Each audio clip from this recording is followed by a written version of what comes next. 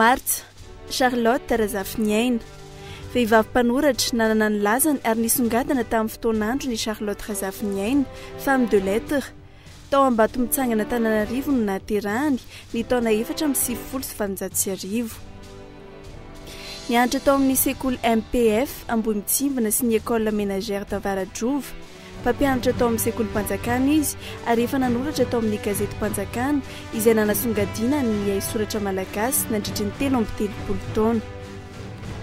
Ankoatra ny fanoratana tononkalo sy ny haiteny dia fantatra teo amin'ny fanoratana tantaran-tsehatra ihany koa i Charlotte Razafiniaina.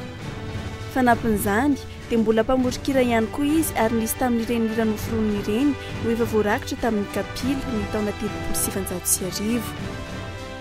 Nanoratra tantara foronina ity olo malaza iray ity ka isan'ireny ilay hoe Eva Malagasy sy ny lamby nefa tsy rota. Noho ireo ezaka maro nataony tamin'ny fandrotana ny teny sy ny soratra malagasy dia nosalora ny fitondrana frantsay 12 voninahitra izy ny taona 1790.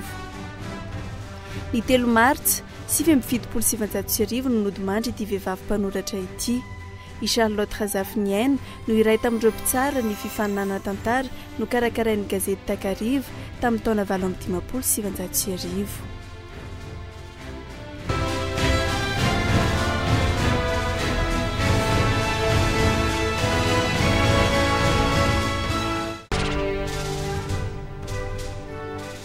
Telo martsa 1790 nivoaka ny didy azon'ireo malagasy mahay ny fiteny frantsay sy manana fahalalana izaka ny zom-pirenena frantsay.